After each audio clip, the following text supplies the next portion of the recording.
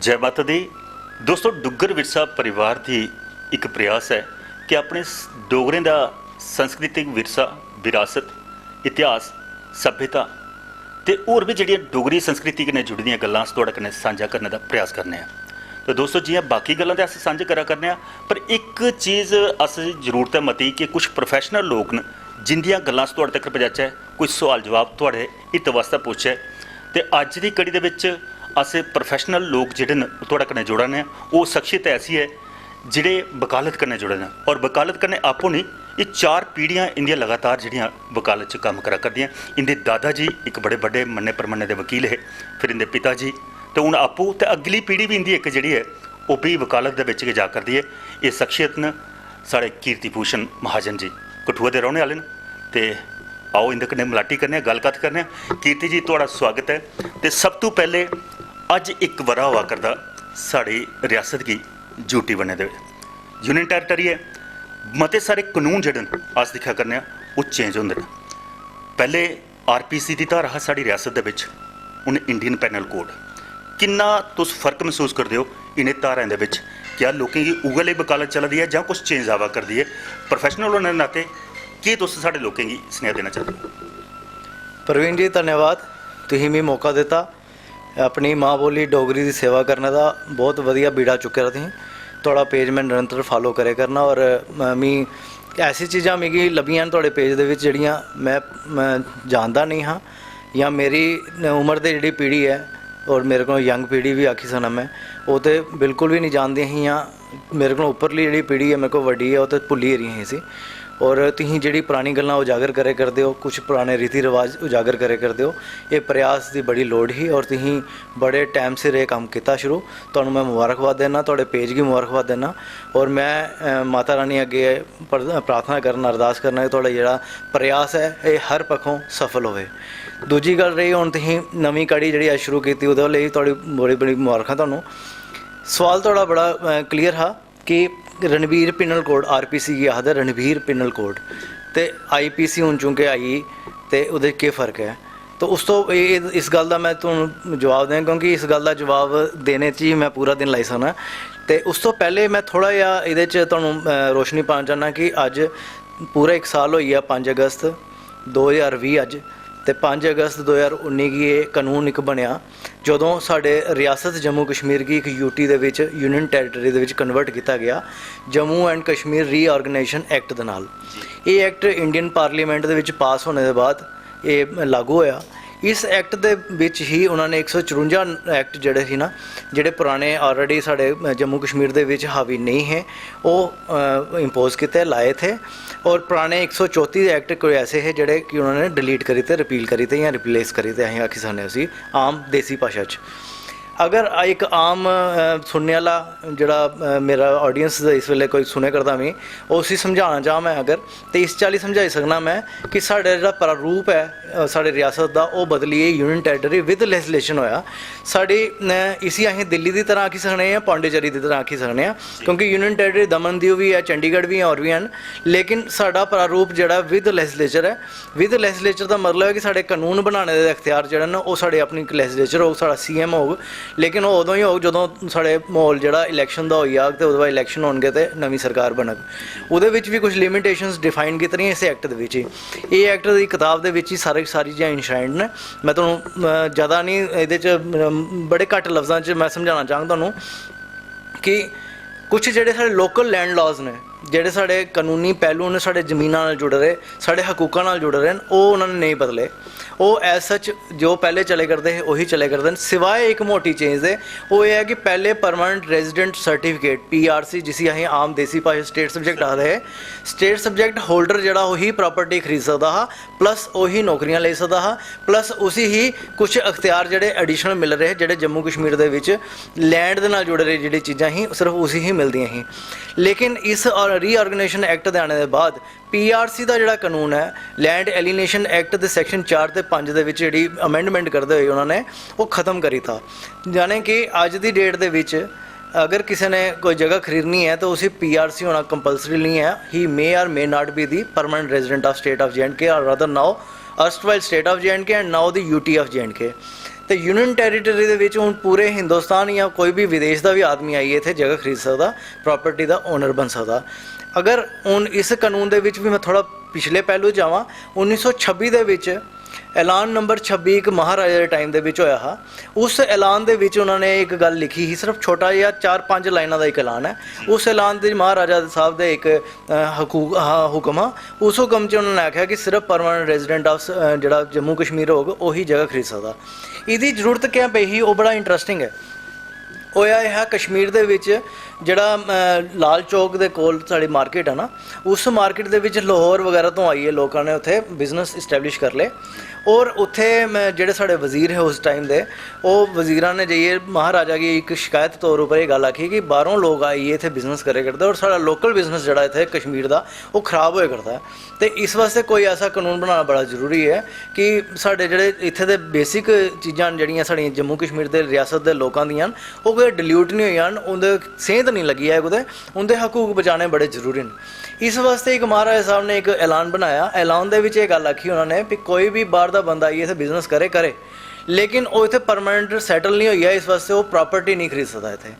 ਇਹ ਇਸ 1926 ਦੇ ਵਿੱਚ ਇਹ ਕੰਮ ਸ਼ੁਰੂ ਹੋਇਆ ਹਾ, ਐਲਾਨ ਨੰਬਰ 26 ਤੋਂ। ਉਹਦੇ ਬਾਅਦ ਟ੍ਰਾਂਸਫਰ ਆਫ ਪ੍ਰਾਪਰਟੀ ਐਕਟ ਜਦੋਂ ਆਜ਼ਾਦੀ ਦੇ ਬਾਅਦ ਸਾਡੀ ਆਪਣੀ ਸਰਕਾਰ ਬਣੀ ਔਰ ਲੈਜਿਸਲੇਚਰ ਨੇ ਪਾਸ ਕੀਤਾ, ਉਹਦੇ ਬਾਅਦ ਉਹਦੇ ਵਿੱਚ 165 ਸੈਕਸ਼ਨ ਦੇ ਵਿੱਚ ਇਹ ਗੱਲ ਉਹਨਾਂ ਨੇ ਇਨਸ਼ਰਾਈਨ ਕਰੀ ਤੀ ਕਿ permanent resident of Jammu and Kashmir ਜਿਹੜਾ ਉਹੀ ਪ੍ਰਾਪਰਟੀ ਪਰਚੇਜ਼ ਕਰ ਸਕਦਾ। ਉਹਦੇ ਬਾਅਦ ਉਹਨਾਂ ਨੇ ਇਸੀ ਹੋਰ ਡਿਫਾਈਨ ਕਰਦੇ ਐਲੀਨੇਸ਼ਨ ਆਫ ਲੈਂਡ ਐਕਟ ਦੇ ਵਿੱਚ ਸੈਕਸ਼ਨ 4 ਦੇ ਵਿੱਚ ਇਹਦੇ 'ਚ ਹੋਰ ਜ਼ਿਆਦਾ ਪ੍ਰਾਰੂਪ ਦੇ ਦਿੱਤਾ ਕਿ ਲੈਂਡ ਦੀ ਡੈਫੀਨੇਸ਼ਨ ਦੇਣੇ ਦੇ ਬਾਅਦ ਉਹਨਾਂ ਨੇ ਆਖਿਆ ਕਿ ਲੈਂਡ ਕੌਣ ਪਰਚੇਜ਼ ਕਰ ਸਕਦਾ, PRC ਹੋਲਡਰ ਹੀ ਕਰ ਸਕਦਾ। ਉਸ ਦਿਨ ਤੋਂ ਇਹ ਚੱਲੇ ਕਰਦਾ। ਹੁਣ ਇਹਦੇ ਉੱਪਰ ਇੱਕ ਫੰਡਾਮੈਂਟਲ ਰਾਈਟ ਦੀ ਵਾਇਲੇਸ਼ਨ ਦਾ ਇੱਕ ਐਲੀਗੇਸ਼ਨ ਲੱਗਦਾ ਹੈ ਕਿ ਇਹ ਇੱਕ ਫੰਡਾਮੈਂਟਲ ਰਾਈਟ ਦੀ ਵਾਇਲੇਸ਼ਨ ਹੈ, ਕਿਉਂਕਿ ਅਸੀਂ ਹਿੰਦੁਸਤਾਨ ਦਾ ਇੱਕ ਪਾਰਟ ਆਪਣੇ ਆਪ ਹੀ ਮੰਨਦੇ ਹਾਂ ਤੇ ਹਿੰਦੁਸਤਾਨ ਦੇ ਬਾਕੀ ਪੂਰੇ ਕੋਨੇ ਤੋਂ ਲੋਕ ਆਈਏ ਇੱਥੇ ਕਿਉਂ ਨਹੀਂ ਪ੍ਰਾਪਰਟੀ ਖਰੀਦ ਸਕਦੇ। ਇੱਕ ਸਾਡੇ ਉੱਪਰ ਇੱਕ ਐਲੀਗੇਸ਼ਨ ਲੱਗਦਾ ਰਿਹਾ ਜੰਮੂ ਕਸ਼ਮੀਰ ਦੇ ਉੱਪਰ ਕਿ ਇਹਨਾਂ ਨੇ ਆਪਣੀ ਜਿਹੜੀ ਕਨਫਾਈਨਡ ਰੱਖ ਰਹੀ ਹੈ ਆਪਣੀ ਜਿਹੜੀ ਸਿਚੁਏਸ਼ਨ ਹੈ ਔਰ ਆਪਣੇ ਆਪ ਦੀ ਦਾਰਾ ਖੋਲ੍ਹ ਰਹਾ ਨਹੀਂ ਹੈ, ਬਾਹਰ ਦੇ ਲੋਕਾਂ ਦੀ ਵੈਲਕਮ ਨਹੀਂ ਕਰਦੇ ਹਨ। ਤੇ ਉਸ ਚੀਜ਼ ਵਾਸਤੇ 35A ਤੇ 370 ਜਿਹੜੇ ਹੈ ਉਹ ਹਾਵੀ ਹੁੰਦੇ ਹੈ। 35A ਦੇ ਵਿੱਚ ਅਖਤਿਆਰ ਦਿੱਤੇ ਗਏ ਹੈ ਸਾਡੇ ਜੰਮੂ ਕਸ਼ਮੀਰ ਦੀ ਆਪਣੀ ਲੈਜਿਸਲੇਚਰ ਕੀ ਕਿ ਉਹ ਐਸੇ ਕਾਨੂੰਨ ਬਣਾਏ ਜਿਹੜੇ ਫੰਡਾਮੈਂਟਲ ਰਾਈਟ ਤੋਂ ਅਗੇਂਸਟ ਵੀ ਹੋਣ ਤਾਂ ਵੀ ਉਹ ਨਾਨ ਵਾਇਲੇਟਿਵ ਨਹੀਂ ਸਮਝੇ ਜਾਣ, ਉਹ ਤਾਂ ਵੀ ਹਕੂਕ ਜਿਹੜਾ ਨੂੰ ਉਸੇ ਬਰਦਾਸ਼ਤ ਕਰਨਾ ਪਾਉਣਾ ਇੱਥੇ ਦੀ ਜਨਤਾ ਕੀ, ਉਹ ਹਕੂਕ 35A ਦੇ ਤਹਿਤ ਬਣਦੇ ਹੈ। ਬੜੀ ਕੰਟਰੋਵਰਸੀ ਹੋਈਆਂ ਇਹਦੇ ਵਿੱਚ, ਬੜੇ ਅਲੱਗ-ਅਲੱਗ ਪੋਲੀਟੀਕਲ ਪਾਰਟੀਆਂ ਨੇ ਆਪਣੇ ਤਰ੍ਹਾਂ ਦੇ ਵਿਚਾਰ ਰੱਖੇ, ਲੋਕਾਂ ਦੇ ਓਪੀਨੀਅਨ ਫਾਰਮੂਲੇਟ ਕਰਨ ਦੀ ਕੋਸ਼ਿਸ਼ ਕੀਤੀ। ਅਲਟੀਮੇਟਲੀ ਬੜੀ ਜਦੋਜਹਿਦ ਦੇ ਬਾਅਦ 370 ਵੀ ਖਤਮ ਹੋਈ ਤੇ 35A ਵੀ ਖਤਮ ਹੋਇਆ ਤੇ 35A ਦੀ ਆੜ ਦੇ ਵਿੱਚ ਜਿਹੜੇ ਕਾਨੂੰਨ ਬਣੇ ਰਹੇ ਉਹ ਸਾਰੇ ਆਟੋਮੈਟਿਕਲੀ ਖਤਮ ਹੋਏ ਔਰ ਇਹਦੇ ਵਿੱਚ ਉਹਨਾਂ ਨੇ ਸ਼ੈਡਿਊਲ ਦੇ ਵਿੱਚ ਮੈਂਸ਼ਨ ਵੀ ਕਰੀ ਤੇ ਕਿਹੜੇ ਕਾਨੂੰਨ ਅਸੀਂ ਖਤਮ ਕਰੇ। ਜੀ ਇੱਕ ਸਵਾਲ ਮੇਰੇ ਮਨ 'ਚ ਉੱਠਾ ਕਰਦਾ, ਜਿਵੇਂ ਤੁਸੀਂ ਆਖਦੇ ਵੀ ਪਹਿਲਾਂ ਹੈ ਪਰਮਾਨੈਂਟ ਰੈਜ਼ੀਡੈਂਟ ਜਿਹੜਾ ਹੈ PRC ਜਾਂ ਸਟੇਟਸ ਐਕਟ ਜਿਹਦੇ ਕੋਲ ਉਹ ਜ਼ਮੀਨ ਖਰੀਦੀ ਸਕਦਾ, ਪਰ ਉਹ ਆਬਾਦਿਸ਼ ਹੋਣ ਦੇ ਬਾਅਦ ਕਿਆ ਹਕੂਕ ਸਾਰੇ ਮਿਲੀ ਹੈ ਜਾਂ ਹੁਣ ਵੀ ਇੱਕ ਮੈਂ ਸੁਣਿਆ ਵੀ ਇੱਕ ਕਾਨੂੰਨ ਬਣਦਾ ਉਹ ਡੋਮਿਸਾਈਲ ਜਿਹੜਾ ਹੈ ਉਹ ਸਰਟੀਫਿਕੇਟ ਬਣਾ ਕਰਦਾ, ਜਿਹੜੇ ਕੋਲ ਡੋਮਿਸਾਈਲ ਹੈ ਜਾਂ 15 ਸਾਲ ਪੁਰਾਣਾ ਜਿਹੜਾ ਇੱਥੇ ਰਵਾ ਦਾ ਉਸੇ ਹੱਕ ਮਿਲਣਾ ਜਾਂ ਕੋਈ ਵੀ ਲਵੇ ਖਰੀਦ ਸਕਦਾ? ਨਹੀਂ, ਐਸੀ ਗੱਲ ਨਹੀਂ ਹੈ। ਡੋਮਿਸਾਈਲ ਜਿਹੜਾ ਲਾਅ ਹੈ ਨਾ ਫਿਲਹਾਲ ਉਹ ਜਿਹੜਾ ਉਹਨੇ ਐਕਸਟੈਂਡ ਕੀਤਾ ਉਸ ਨੌਕਰੀਆਂ ਵਾਸਤੇ ਕੀਤਾ ਜਾਂ ਫਿਰ ਉਹਨਾਂ ਨੇ ਆਖਿਆ ਜਿਹੜੀ government the schemes time to time ਆਉਣਗੀਆਂ ਉਹਦੇ ਵਿੱਚ ਮੈਂਸ਼ਨ ਕੀਤਾ ਜਾ ਵੀ ਇਹ ਡੋਮਿਸਾਈਲ ਵਾਸਤੇ ਸਿਰਫ ਡੋਮਿਸਾਈਲ ਵਾਸਤੇ ਹੈ ਜਾਂ ਫਿਰ ਡੋਮਿਸਾਈਲ ਤੋਂ ਇਲਾਵਾ ਵੀ ਬਾਕੀ ਲੋਕ ਲੈ ਸਕਣ। ਜਿਹੜੀ ਗੱਲ ਤੁਸੀਂ ਮੈਂ ਪੁੱਛੀ ਹੈ ਕਿ ਜਗ੍ਹਾ ਖਰੀਦਣ ਦੇ ਵਾਸਤੇ ਕੀ ਕਾਨੂੰਨ ਹੈ, ਅੱਜ ਦੀ ਡੇਟ ਦੇ ਵਿੱਚ ਐਸੀ ਕੋਈ ਪ੍ਰਾਰੂਪ ਨਹੀਂ ਬਣਿਆ, ਐਸਾ ਕੋਈ ਕੈਟਾਗੋਰਿਕ ਲਾਅ ਫਰੇਮ ਨਹੀਂ ਹੋਇਆ ਜਿਹਦੇ ਵਿੱਚ ਇਹ ਗੱਲ ਲਿਖੀ ਗਈ ਹੋਵੇ ਕਿ only domicile holder would be entitled to purchase land. So ਅੱਜ ਦੀ ਡੇਟ ਦੇ ਵਿੱਚ ਸਾਰੇ ਖੁੱਲ੍ਹੇ ਨੇ, ਬਾਹਰੋਂ ਕੋਈ ਵੀ ਆਈਏ ਇੱਥੇ ਪਰਚੇਜ਼ ਕਰ ਸਕਦਾ, ਕੋਈ ਬਾਹਰ ਨਹੀਂ, ਕੋਈ ਰਿਸਟ੍ਰਿਕਸ਼ਨ ਨਹੀਂ ਹੈ। ਤੇ ਮੈਂ ਤੁਹਾਡੇ ਪਹਿਲੇ ਸਵਾਲ ਦੇ ਉੱਪਰ ਆਉਣਾ ਚਾਹੁੰਦਾ ਹੁਣ RPC ਦੇ ਉੱਪਰ। ਰਣਬੀਰ ਪਿਨਲ ਕੋਡ ਇੱਕ ਐਸਾ ਪਿਨਲ ਕੋਡ ਆ ਜਿਹੜਾ ਕਿ ਸਾਨੂੰ ਕਾਨੂੰਨ ਦਿੰਦਾ ਹਾਂ ਵੀ ਅਗਰ ਕੋਈ ਕ੍ਰਾਈਮ ਕਰਦਾ ਤਾਂ ਉਹਦੇ ਬਾਅਦ ਉਸ ਕ੍ਰਾਈਮ ਦੀ ਡੈਫੀਨੇਸ਼ਨਸ, ਉਹਦੇ ਬਾਅਦ ਉਹਦੀ ਸਜ਼ਾ ਪ੍ਰਸਕ੍ਰਾਈਬ ਕੀਤੀ ਹੁੰਦੀ ਵੀ ਉਹਦੀ ਸਜ਼ਾ ਕਿੰਨੀ ਹੈ। ਮੰਨ ਲਓ ਅਗਰ ਚੋਰੀ ਹੈ, ਚੋਰੀ ਦੀ ਡੈਫੀਨੇਸ਼ਨ ਹੁੰਦੀ ਵੀ ਚੋਰੀ ਕੁਸੀ ਆ ਗਿਆ ਹੈ ਤਾਂ ਅਗਰ ਉਹ ਚੋਰੀ ਕਰਦਾ ਤਾਂ ਕੀ ਸਜ਼ਾ ਹੋ। ਇਹਦੇ ਵਿੱਚ ਜਿਹੜਾ ਮੋਟੇ ਤੌਰ ਉੱਪਰ ਤੇ ਕਾਨੂੰਨ ਬਰਾਬਰ ਹੀ ਰਹੇ, ਸਿਵਾਏ ਕੁਛ ਛੋਟੀ ਮੋਟੀ ਚੇਂਜਸ ਮੈਂ ਆਖੀ ਸਕਦੇ। 304A ਇੱਕ ਐਗਜ਼ਾਮਪਲ ਹੈ, ਉਹ ਇਹ ਹੀ ਕਿ ਅਗਰ ਕੋਈ ਨੈਗਲੀਜੈਂਟ ਡਰਾਈਵਿੰਗ ਦੇ ਨਾਲ ਜਾਂ ਨੈਗਲੀਜੈਂਟ ਐਕਟ ਦੇ ਨਾਲ ਕੋਈ ਦੀ ਡੈਥ ਹੋ ਜਾਂਦੀ ਹੈ, ਜਿਵੇਂ ਕੋਈ ਡਾਕਟਰ ਹੈ ਆਪਰੇਸ਼ਨ ਕਰਦੇ ਨੈਗਲੀਜੈਂਟਲੀ ਆਪਰੇਸ਼ਨ ਕਰਦਾ ਹੈ, ਆਪਣੀ ਕੈਂਚੀ ਅੰਦਰ ਰੱਖੀ ਉੜਦਾ ਐਗਜ਼ਾਮਪਲ ਦੇਣਾ ਹੈ, ਤੇ ਉਹ ਕੋਈ ਦੀ ਡੈਥ ਹੋ ਜਾਂਦੀ ਹੈ ਤੇ ਉਹ ਇੱਕ ਨੈਗਲੀਜੈਂਟ ਐਕਟ ਦੇ ਕਾਰਨ ਡੈਥ ਹੋਈ, ਜਾਂ ਫਿਰ ਕੋਈ ਬੰਦਾ ਐਕਸੀਡੈਂਟ ਕਰ ਦਿੰਦਾ ਬਾਜ਼ਾਰ ਦੇ ਵਿੱਚ ਜਾਂ ਸੜਕ ਦੇ ਉੱਪਰ ਗੱਡੀ ਰੈਸ਼ ਡਰਾਈਵਿੰਗ ਦੇ ਕਾਰਨ ਤੇ ਕੋਈ ਦੀ ਡੈਥ ਹੋ ਜਾਂਦੀ ਹੈ ਨੈਗਲੀਜੈਂਟ ਡਰਾਈਵਿੰਗ ਨਾਲ, ਨੈਗਲੀਜੈਂਟ ਐਕਟ ਦੇ ਨਾਲ, ਤੇ ਇਹਦੀ ਸਜ਼ਾ 2 ਸਾਲ ਹੀ ਪਹਿਲੇ 304 ਇਹਦੇ ਵਿੱਚ ਗੈਰ ਇਰਾਦਤਨ ਹੱਤਿਆ ਗੈਰ ਇਰਾਦਤਨ ਹੱਤਿਆ ਦੇ ਵਿੱਚ ਇੱਕ ਪਾਰਟ ਆ ਗਿਆ, ਇੱਕ ਗੈਰ ਇਰਾਦਤਨ ਹੱਤਿਆ ਦੇ ਵੀ ਅੱਗੇ ਕਈ ਕਿਸਮਾਂ ਹਨ। ਉਹਦੇ ਵਿੱਚ ਇੱਕ ਕਿਸਮ ਹੈ ਨੈਗਲੀਜੈਂਟ ਐਕਟ ਨਾਲ ਡੈਥ, ਤੇ ਉਹਦੇ ਵਿੱਚ 2 ਸਾਲ ਦੀ ਸਜ਼ਾ ਪ੍ਰਸਕ੍ਰਾਈਬਡ ਹੀ ਪਹਿਲੇ ਵੀ, ਹੁਣ ਵੀ ਹੈ।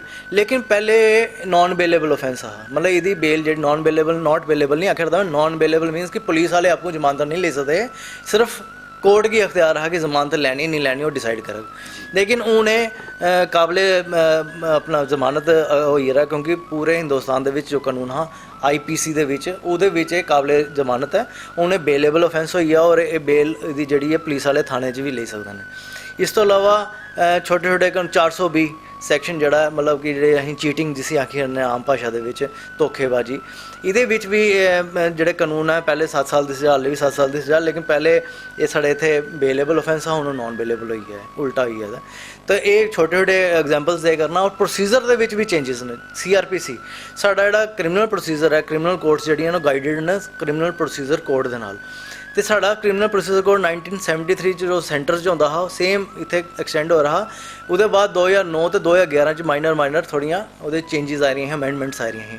लेकिन उसी बाय एंड लार्ज में अगर आखा तो 1973 वाला कोड जो वही चले करता, लेकिन उन्होंने 1973 वाला कोड खत्म हो गया। उन CRPC जो सेंटर दे विच लागू है वही जम्मू कश्मीर दे विच लागू है। इसका मतलब ये है कि सानू भी एट पार जो पूरे हिंदुस्तान दे विच क्रिमिनल प्रोसीजर चले करता वही प्रोसीजर साढ़े भी इत्थे लागू होया। ये तो आईयां प्रोसीजर दियाँ, सिविल लॉ दे विच ज़्यादा चेंजिस नहीं आईयां, लेकिन हाँ जिहड़ियां तुसीं आखिया स्टेट सबजैक्ट होल्डर, ये स्टेट सबजैक्ट एक बड़ा वड्डा एक चैप्टर अपने आप दे विच, क्योंकि बड़ियां रियायतां ऐसियां ही जिहड़ियां कि बशिंदा रियासत जिसी परमानेंट रेजिडेंट ऑफ स्टेट आखदे उनदे वास्ते हियां, जियां नौकरियां दियां हियां, गैलेंडरी अवार्ड्स है कुछ, या दूजे पासे अगर मैं देखेंगे CBI दे जेड़ा दायरा अख्तियार हा थोड़ा बड़ा लिमिटेड हा इत्थे। ये सेंट्रल एडमिनिस्ट्रेटिव ट्रिब्यूनल जिहड़ी ही उहदी एक्सटेंशन बड़ी लिमिटेड ही। हुण CAT दा अपना ही इत्थे बेंच बनी है जम्मू दे विच। RTI दा भी शायद RTI दा नहीं, कुछ उन्होंने अमेंडमेंट दे विच इन्होंने ग्रैस्प कर लिया विच इन बिटवीन, लेकिन शुरू च इनिशियली नहीं हाँ। तो ऐसी आर्बिट्रेशन एंड कंसीलिएशन एक्ट दी कुछ प्रोविजनस ही एक्सटेंड नहीं हो रही हुण होईयां। तो ये मेरी सारी चीज़ों नाल मैं गल आखी सकना कि लीगल रिफॉर्म्स होए। लीगल रिफॉर्म्स दे नाल लोकां की हुण एट पार जो एक आम हिंदुस्तानी, चाहे वो कर्नाटका च रहिंदा, चाहे वो केरला च रहिंदा, चाहे महाराष्ट्र रौहने वाला या पंजाब दा रौहने वाला, वही जम्मू कश्मीर दा ही नागरिक है जिहड़ा उसी भी सेम हकूक एट पार मिली हैं। हाँ हुण चूँकि एक नवीं चीज़ है, नवीं चीज़ की नवा प्रारूप है, सानू भी डाइजैसट करने और एक्सैप्ट करने में टाइम लगे करता। बतौरे वकील मैं तुहाडे नाल गल करां तो सानू भी कुछ किताबां नवीं पढ़ने पईयां, कुछ लॉ जिहड़े अपडेट करने पे सानू अपने आप दे विच, कुछ पुरानी किताबां आईयां, कॉन्स्टिट्यूशन ऑफ जम्मू कश्मीर जिहड़ा ये किताब ही ये ऑब्सोल्यूट होई बिल्कुल, हुण साडे वास्ते एक पुराना एक समझो इतिहास बनी रही है अपने आप दे विच। इसे तरह और भी कोई ऐसे कानून जिहड़े कि कानून अज दी डेट दे विच चलन च नहीं रहे तो वह भी साडा इतिहास बनी हैं। लेकिन कुछ ऐसे कानून जिहड़े डिस्प्यूट 31 अक्तूबर गी लागू होया, 5 अगस्त की एक्ट पास होया, 31 अक्तूबर 2020 की ये लागू होया हा। तो 3 अक्तूबर 2020 तो पहले कुछ एक्ट्स ऐसे हो रहे हैं, कोई कानून च जियां कोई क्राइम ऐसा हो रहा, कोई उदों मर्डर हो रहा है, तो उसका प्रोसीजर जिहड़ा कियां चलना कि उहदे च जिहड़ा ग्रे एरिया वो डिफाइन करना अपने हाई कोर्ट ने अलग अलग प्रोसीजर विच पुराने टाइम दे जिहड़े केस ने ਉਹ ਪੁਰਾਣੇ ਕਾਨੂੰਨ ਦੇ ਨਾਲ ਚੱਲਣੇ ਤੇ ਨਵੇਂ ਟਾਈਮ ਦੇ ਨਵੇਂ ਕਾਨੂੰਨ ਨਾਲ ਚੱਲਣੇ ਨੇ। ਬਾਏ ਐਂਡ ਲਾਰਜ ਅਗਰ ਮੈਂ ਦੇਖਿਆ ਤੇ ਥੋੜੀ ਇਹ ਮਸ਼ੱਕਤ ਜਿਹੜੀ ਸਾਡੀ ਵਕੀਲਾਂ ਦੀ ਹੈ ਥੋੜੀ ਵਧੀ ਹੈ, ਕਿਉਂਕਿ ਹੁਣ ਸਾਨੂੰ ਦੋ ਪ੍ਰਾਰੂਪ ਲਈਏ, ਦੋ ਕਨਸੈਪਟਸ ਲਈ ਚੱਲਣੇ ਪਾਉਣਾ। ਤਾਂ ਇੱਕਦਮ ਇਹ ਨਹੀਂ ਹੈ ਕਿ ਅਸੀਂ ਕੋਈ ਕੱਪੜੇ ਚੇਂਜ ਕਰ ਲਏ, ਆਪਣੇ ਪੁਰਾਣੇ ਕੱਪੜੇ ਆਪਣੇ ਉਤਾਰ ਲਏ ਤੇ ਨਵੇਂ ਕੱਪੜੇ ਪਾਈ ਲੈਣ। ਇਸ ਵਾਸਤੇ ਵਕਾਲਤ ਦੇ ਵਿੱਚ ਅਗਰ ਮੈਂ ਇੱਕ ਆਮ ਵਕੀਲ ਦੀ ਚੈਲੰਜ ਦੀ ਗੱਲ ਕਰਾਂ ਤਾਂ ਉਹਦਾ ਜਿਹੜਾ ਦਾਇਰਾ ਹੈ ਉਹ ਥੋੜਾ ਵਧੀਆ, ਔਰ ਉਸੇ डबल साइड ਦੀ ਮਿਹਨਤ ਕਰੀਏ चलना पौना। और मैं तो अपने कोशिश करे करना कि अपने आप की लॉ देना अपडेट करा और लोगों की बैटर गाइड करा। तो मैं थोड़े माध्यम नाल बाकी देखने वाले वकील साहब उन्होंने भी यही मैं सलाह देंगा, उन्हें दोस्ताना सलाह देना चाहना मैं कि वो भी अपने आप की लॉ देना अपडेट करना, और लोगों की जोड़े भी साढ़े डोगरे लोगों की जो कानून की जरूरत पौंदी टाइम टू टाइम वेले उसे उन्हें उस हिसाब नाल सलाह देन।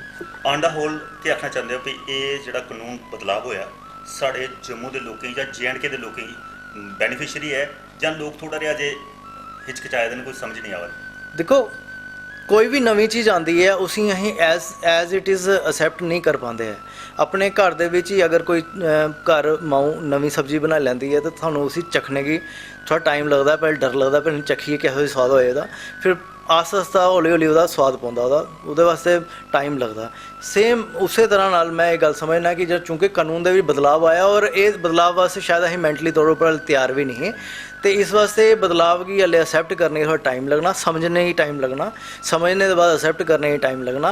लेकिन change is always for good आखदे न, एक प्रोवर्ब है, तो मैं ये मन्नी चलना कि जो भी बदलाव आता है हमेशा तरक्की वास्ते आता और मैं ये उम्मीद करना कि ये भी बदलाव जोड़ा है जम्मू कश्मीर की खुशहाली ते तरक्की वास्ते आया हो। एक चीज़ आखिरी निजी मैं सवाल पूछना चाहना कि पीढ़ी दर पीढ़ी तुस अपने इसी वकालत करने जुड़े हो।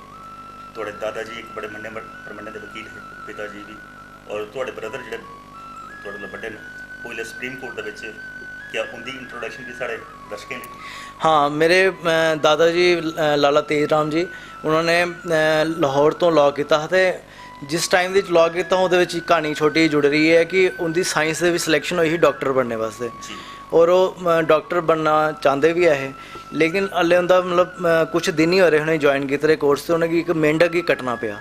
जिसले मेंढक ही कटने की बारी आई तो उन्होंने आख्या नहीं है मैं नहीं कर सकता ये काम, मैं हिंसा तो बिल्कुल ही नहीं कर सकता। तो एक बड़े देवता स्वरूप आदमी है तो इस वास्ते उन्होंने ये उत्थे ही मन बना लिया कि मैं काम नहीं करना और उसके बाद उन्होंने लाहौर के विच ही उत्थे ही उस यूनिवर्सिटी के विच उन्होंने लॉ के विच एडमिशन ले ली और उसके बाद लॉ करी आए। मेहर चंद महाजन साढ़े इत्थे बड़े मन्ने परमन्ने रहे जेडे लीगल ज्यूरिस्ट है, अल्टीमेटली साढ़े सुप्रीम कोर्ट के जस्टिस भी रहे हो तो उनके नाल उनकी मुलाटी हुई तो उन्होंने भी यही गाइड किया कि तू भी इसे प्रोफैशन के कंटिन्यू कर। तो उसके बाद उन्होंने इतने लॉ का प्रोफैशन जोड़ा वो एज एडवोकेट ज्वाइन किया। कठुआ उदों बड़ा छोटा जिहा एक शहर है, वो 7 वकील टोटल उदों उन दिनों आते हैं जो मैं सुन रहा। तो उन्होंने अपनी लाइब्रेरी बनाई, बड़ी मेहनत की तो एक इस्टैबलिशमेंट लियांदी। मेरे फादर ने 1968 ਦੇ ਵਿੱਚ अलीगढ़ मुस्लिम यूनिवर्सिटी लॉ किया तो उसके बाद इतने प्रोफैशन ज्वाइन किया 68 ਦੇ ਵਿੱਚ और काफ़ी मेहनत के बाद उनका भी अच्छा ना बनी और उन्होंने एक अच्छी सेवा की लोगों की इस प्रोफैशन च। लेकिन उन्होंने एक एग्जाम्पल सैट करते हुए जो 58 ईयर्स के 58 साल के कंप्लीट होए अपने जन्मदिन वाले दिन उन्होंने प्रैक्टिस छड्डी और अपने मर्जी ना छड्डी सामाजिक कार्य करने वास्ते। उन्होंने आख्या मैं सिर्फ अध्यात्मिक तो समाजिक कार्य करने तो मैं हुण अपना कमाई का कोई काम नहीं करना। तो उन्होंने काम छड्डी था। उदों मेरी प्रैक्टिस महज 2 साल की ही हले तो मैं हले मतलब सीखने वाले चो खैर एक वकील हमेशा सीखता रहता, मैं अज भी सीखे करना। लेकिन उदों भले मेरे दुध दे दंद भी नहीं टुट रहे हले मैं आखी सकना। तो मैं भी काफ़ी मेहनत करने की कोशिश की और अज मैं तकरीबन 20 साल हुई हैं प्रैक्टिस करते इंडिपेंडेंटली और माता रानी के आशीर्वाद नाल मैं भी लोगों की सेवा करे करना अपने हिसाब नाल। एक साथ हो भी आते भरा बावां हुंदियां और बड़े भरा थोड़ा बड़े भरा मेरे श्री सकल भूषण एडवोकेट उन्होंने 11 साल उन्होंने जम्मू हाई कोर्ट की प्रैक्टिस की थी और उसके बाद वो सुप्रीम कोर्ट शिफ्ट हुई है क्योंकि उन्हें लगे कि मैं सुप्रीम कोर्ट ही जाना चाहता। तो सुप्रीम कोर्ट के विच एक अच्छा काम करे करते हैं वो भी समाजिक चीज़ों नाल जुड़े रहन, काफ़ी ऑर्गेनाइजेशंस नाल जुड़े रहन। संजीव खेड़ा जी ने उनके नाल जुड़े रहन, आई कैन विन उहदे विच उनकी एक संस्था एक तो उहदे नाल और भी काम करे करते हैं वगैरह। जी एक और पता लगे कि चौथी पीढ़ी भी तुहाडी जिहड़ी वकालत से ज़्यादा मते सारे लोग जियां तुसीं आखिआ तुहाडे दादा जी डॉक्टर बनना चाहते हैं पर नवीं पीढ़ी की सोच होंदी डॉक्टर इंजीनियर पर वकालत गए तुहाडा परिवारिक जिहड़ा पेशा बना दा चौथी पीढ़ी भी तुहाडी ज़्यादा ही सुनिया कि बहुत सारे वकील तुहाडे होर निकलना चाहिए। ऐसा कि मेरा जो सब तो बड़ा भतीजा वासु भूषण उन्हें लॉ कर लिया तो चूँकि एक करोना काल चले करता इस वास्ते हूँ अजकल एक पेपर होंदा एग्जाम होंदा एक बार काउंसिल ऑफ इंडिया लैंदी उसके बाद लाइसेंस मिलता है तो वो शायद हाले अनाउंस नहीं होया तो उसके बाद उसकी लाइसेंस मिल जाना। तो इनफैक्ट वो पाइपलाइन च ही एडवोकेट तो दूजा मेरा भतीजा वो 3rd ईयर दे विच है उस तो नंबर 3 दूजे भरा दा बेटा है वो 4th ईयर दे विच है उस तो दूजे भरा दा एक छोटा बेटा भी है 1st ईयर दे विच है और लॉ दे विच सारे लॉ करे करते हैं। तो आने वाले टाइम दे विच मैं समझना कि 4 साल दे विच 4 वकील और आए करते हैं साढ़े घर तो। इस तो अलावा मेरी बेटियां ने भी उदों तक हाल तक 12वीं पढ़ती है वो भी लॉ प्रोफैशन ही जाना चाहती ने, ह्यूमैनिटीज़ रखी उन्हें। मैं समझना कि साढ़े परिवार दे विच एक ऐसा माहौल बनी रहा कि असीं रोटी खांदे भी आपस च गल्लां करने ते कानून दी ही गल्लां होया करदियां होंदियां ने। सवेरे ब्रेकफास्ट तो लेइए राती डिनर तक जो भी असीं सारे परिवार इकट्ठे बैठी गल्लां करने ते 90% ऑफ टॉक्स जिहड़ी साडियां गल्लां होंदियां ने ओह कानून दे नाल ही रिलेटेड होंदियां ने। कोई नवां कानून आई आ या नवीं कोई किताब है नवां कुछ असीं डिस्कस करदे रौंह्ने आं ते घर दा माहौल ही ऐसा होर मैं निजी सवाल पुछना ਅਤੇ वकील ਜਿਹੜੇ ਹੁੰਦੇ ਚੁੱਪ ਨਹੀਂ ਪਾਉਂਦੇ ਤੇ ਜਿਹੜਾ ਪਰਿਵਾਰਿਕ ਰਿਸ਼ਤੇ ਕਨੇ ਜੁੜਨਾ धर्म पत्नी अगे बोलना ਮੇਰੇ ਖਿਆਲ 'ਚ ਕੋਈ ਪਤਨੀ ਬੋਲਣ ਨਹੀਂ ਦਿੰਦੀ ਗੁਸਾਈ ਤੇ ਵਕੀਲ ਕਿਹਾ ਉੱਥੋਂ ਜਿੱਤਦਾ ਜਾਂ ਉੱਥੇ ਵੀ ਹਾਰਦਾ। ਪਤਨੀ ਦੇ ਸਾਹਮਣੇ ਕਿੰਨੀ ਵਕਾਲਤ ਹੁੰਦੀ? ਦੇਖੋ ਪਤਨੀ ਦੇ ਅੱਗੇ ਤਾਂ ਅਸੀਂ ਵਕਾਲਤ ਕਰ ਹੀ ਨਹੀਂ ਸਕਦੇ। ਪਤਨੀ ਦੇ ਸਾਹਮਣੇ ਤਾਂ ਅਸੀਂ ਮੁਜਰਮ ਹੁੰਦੇ ਹਾਂ ਤੇ ਉਹ ਜੱਜ ਬਣ ਰਹੀ ਹੁੰਦੀ ਹੈ। ਤੇ ਇੱਕ ਤੁਹਾਡੇ ਮੈਂ ਲਾਈਟ ਮੋਡ 'ਚ ਆ ਕੇ ਕਰਨਾ, ਦਰਅਸਲ ਗੱਲ ਇਹ ਹੈ ਕਿ ਘਰ ਦੇ ਵਿੱਚ ਵਾਤਾਵਰਨ ਬੜਾ ਕੋਆਪਰੇਟਿਵ ਹੈ, ਕੋਈ ਐਸੀ ਗੱਲ ਨਹੀਂ ਹੈ ਉਸ ਇੱਕ ਮਜ਼ਾਕ ਦੀ ਗੱਲ ਬਣਦੀ ਹੈ। ਸਿਰਫ ਸੱਚਾਈ ਇਹ ਹੈ ਕਿ ਮੈਂ ਤੁਹਾਨੂੰ ਦੱਸਾਂ ਕਿ ਇਹ ਮੈਨੂੰ ਲੱਗਦਾ ਕਿ ਸਾਡਾ ਜਿਹੜਾ ਪਰਿਵਾਰ ਹੈ ਵਕਾਲਤ ਤੋਂ ਇਲਾਵਾ ਸ਼ਾਇਦ ਅਸੀਂ ਕੁਝ ਹੋਰ ਕਰ ਨਹੀਂ ਸਕਦੇ, ਕੁਝ ਹੋਰ ਸੋਚ ਹੀ ਨਹੀਂ ਸਕਦੇ। ਇੱਕ ਮਾਹੌਲ ਐਸਾ ਬਣੀ ਰਿਹਾ ਤੇ ਬਾਕੀ ਬਿਲਕੁਲ ਠੀਕ ਆਖਿਆ ਤੁਸੀਂ, ਜਿਸ ਚਾਲੀ ਤੁਸੀਂ ਪੁੱਛੇ ਕਰਦੇ ਉਸੇ ਚਾਲੀ ਮੈਂ ਇੱਕ ਜਵਾਬ ਵੀ ਦੇਣਾ ਚਾਹੁੰਦਾ ਕਿ ਇਹ ਪਰਿਵਾਰ ਦੇ ਵਿੱਚ ਇੱਕ ਦੂਜੇ ਦੀ ਜਿਹੜੀ ਪਰਖ ਜਿਹੜੀ ਹੈ ਨਾ ਆਟੋਮੈਟਿਕ ਹੋ ਜਾਂਦੀ ਹੈ, ਇੱਕ ਦੂਜੇ ਨਾਲ ਕੋਆਪਰੇਸ਼ਨ ਜਿਹੜੀ ਆਟੋਮੈਟਿਕ ਹੋ ਜਾਂਦੀ ਹੈ। ਸਾਰਿਆਂ ਦੀ ਸੋਚ ਦੀ ਵੇਵਲੈਂਥ ਜਿਹੜੀ ਉਹ ਮਿਲਦੀ ਹੈ ਉਸ ਵੇਲੇ ਜਿਸ ਵੇਲੇ ਤੁਸੀਂ ਤਰੱਕੀ ਕਰਦੇ ਹੋ ਨਾ, ਤੇ ਉਹਦਾ ਕਾਰਨ ਪਿੱਛੇ ਇਹੀ ਹੁੰਦਾ ਕਿ ਸਾਰਿਆਂ ਦੀ ਸੋਚ ਮਿਲੇ ਕਰਦੀ ਹੈ। ਤੁਹਾਡੇ ਮਾਧਿਅਮ ਨਾਲ ਮੈਂ ਬਾਕੀ ਨਵੀਂ ਜਨਰੇਸ਼ਨ ਕੀ ਵੀ ਇਹ ਗੱਲ ਆਖਣਾ ਚਾਹੁੰਦਾ ਕਿ ਲਾਅ ਇੱਕ ਅੱਛਾ ਪ੍ਰੋਫੈਸ਼ਨ ਹੈ, ਬਸ਼ਰਤੇ ਤੁਸੀਂ ਇਸੇ ਦਿਲ ਨਾਲ ਕਰੋ। ਅਗਰ ਤੁਹਾਡੇ ਉੱਪਰ ਇੰਪੋਜ਼ ਨਹੀਂ ਕੀਤਾ ਜਾਇਆ ਕਰਦਾ, ਥੋਪਿਆ ਨਹੀਂ ਜਾਇਆ ਕਰਦਾ, ਤੇ ਬੜਾ ਅੱਛਾ ਪ੍ਰੋਫੈਸ਼ਨ ਹੈ। ਔਰ ਇਹਦੇ ਵਿੱਚ ਬੜੀ ਜ਼ਿਆਦਾ ਤੁਹਾਡੇ ਕੋਲ ਚਾਂਸਿਸ ਨੇ। ਤੁਸੀਂ ਸਿਰਫ ਇਹ ਨਹੀਂ ਹੈ ਕਿ ਪ੍ਰੈਕਟਿਸ ਹੀ ਕਰ ਸਕਦੇ ਹੋ ਲਾਅ ਕਰਨ ਦੇ ਬਾਅਦ, ਤੁਸੀਂ ਬੈਂਕਾਂ 'ਚ ਨੌਕਰੀ ਕਰ ਸਕਦੇ ਹੋ, ਡਿਫਰੈਂਟ ਤੁਸੀਂ ਕੰਪਨੀਜ਼ ਨੌਕਰੀ ਕਰ ਸਕਦੇ ਹੋ। ਤੁਹਾਡੇ ਕੋਲ ਬੜੀ ਐਵੀਨਿਊਜ਼ ਨੇ ਇਹਦੇ ਬਾਅਦ। ਤੇ ਇਸ ਵਾਸਤੇ ਮੈਂ ਤੁਹਾਡੇ ਰਾਹੀਂ ਤੁਹਾਡੇ ਮਾਧਿਅਮ ਨਾਲ ਇਹ ਵੀ ਰਿਕੁਐਸਟ ਕਰਨ ਸਾਰਿਆਂ ਕਿ ਇਹ ਵੀ ਇੱਕ ਐਜ਼ ਏ ਕਰੀਅਰ ਤੁਸੀਂ ਚੂਜ਼ ਕਰ ਸਕਦੇ ਹੋ ਲਾਅ ਦਾ। ਬੜਾ ਬੜਾ ਧੰਨਵਾਦ ਕੀਰਤੀ ਜੀ, Thank you, ਬੜਾ ਅੱਛਾ ਸ਼ੁਕਰੀਆ। ਟਾਈਮ ਦਿੱਤਾ। ਦੋਸਤੋ ਇਹ ਕੀਰਤੀ ਭੂਸ਼ਣ ਮਹਾਜਨ ਜੀ ਐਡਵੋਕੇਟ, ਇਹਨੇ ਬਹੁਤ ਅੱਛਾ ਸਾਨੂੰ ਦੱਸਿਆ ਖਾਸ ਕਰੀ ਫਰਕ ਆਰਪੀਸੀ ਔਰ ਆਈਪੀਸੀ ਦੇ ਵਿੱਚ ਬਹੁਤ ਸਾਰੀ ਗੱਲਾਂ ਸਾਂਝੀਆਂ ਹੋਈਆਂ। ਦੋਸਤੋ ਇੰਦੀ ਜਿਹੜੀ ਹੋਰ ਵੀ ਸਲਾਹ ਜਿਹੜੀ ਹੈ ਅਸੀਂ ਤੁਹਾਡੇ ਤੱਕ ਪਹੁੰਚਾਉਂਦੇ ਰਹੋਗੇ। ਅੱਜ ਦੀ ਕੜੀ, ਅੱਜ ਦਾ ਅੰਕ ਇੱਥੇ ਸੰਪੰਨ ਕਰਨਾ ਹੈ। ਹਾਂ, ਅਗਲੇ ਅੰਕ 'ਚ ਵੀ ਇੰਦੇ ਕੋਲ ਕੁਝ ਐਸੇ ਸਵਾਲ ਪੁੱਛ ਕੇ ਜਿਹੜੇ ਸਾਡੇ ਕਾਨੂੰਨ ਕन्नै ਜੁੜੇ ਦੇ ਹੋਣ, ਉਹ ਅਗਲੇ ਅੰਕ 'ਚ ਤੁਹਾਡੇ ਨਾਲ ਸਾਂਝਾ ਕਰਕੇ